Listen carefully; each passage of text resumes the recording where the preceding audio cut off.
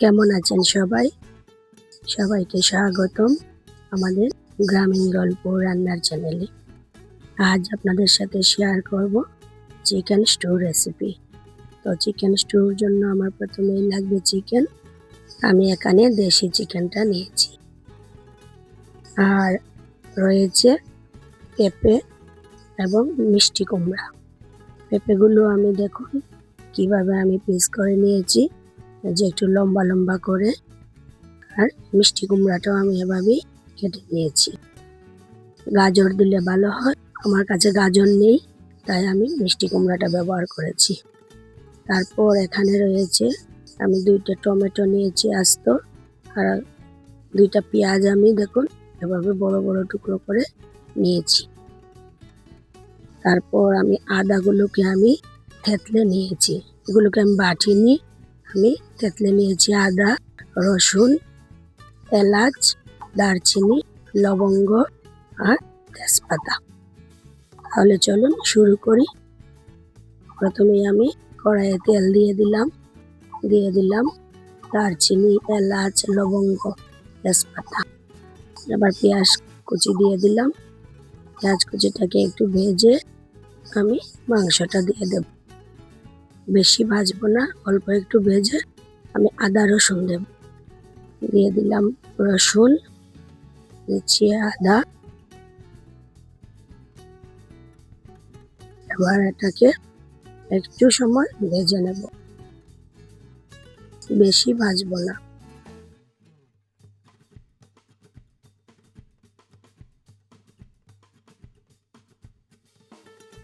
ভাজা হয়ে গিয়েছে, এবার আমি চিকেনটা দিয়ে দিলাম। আগুনটা একটু বেশি থাকবে। দিয়ে দিচ্ছি লবণ। এবার একটু নেড়ে চেড়ে দিয়ে দেব হলুদ। হলুদ দিয়ে দিলাম। আমি আর একটু নেড়ে চেড়ে মাংসটাকে ঢেকে দেব, যেন লবণটা মাংসের ভেতরে ভালোভাবে ঢুকে যায়। ঢেকে দিলাম। দেখুন চিকেনটা আমার অনেকটা নরম হয়ে এসেছে। এই পর্যায়ে আমি সবজিগুলো দিয়ে দেব। পেঁপে দিয়ে দিলাম, মিষ্টি কুমড়া। এখন আগুনটা বেশি আছে থাকবে, এগুলো একটু ভালো করে ভেজে নেব। দিয়ে দিলাম টমেটো, পেঁয়াজ।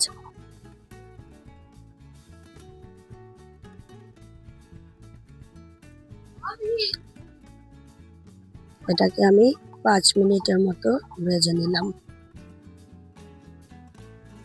এবার পানি দিয়ে দিলাম। পানিটা একটু বেশি দেব, কারণ সবজিগুলো সেদ্ধ হবে, মাংসটাও ভালোভাবে সেদ্ধ হবে। স্টুটা একটু ঝোল ঝোল থাকবে। ঢেকে দিলাম। এই যে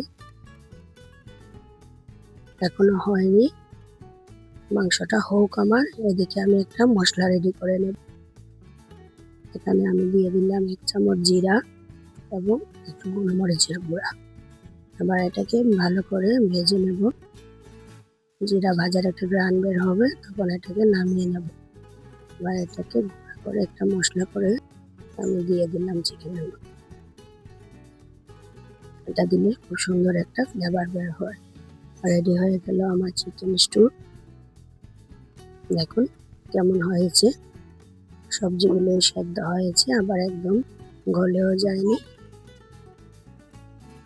এটা খুবই মজাদার একটি রেসিপি এবং স্বাস্থ্যকর। এটা শিশুরাও খেতে পারে এবং রোগীদের জন্য ভালো।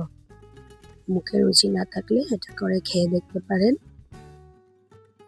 দেখুন কেমন লাগলো রেসিপিটা, অবশ্যই কমেন্টে জানাবেন। ভালো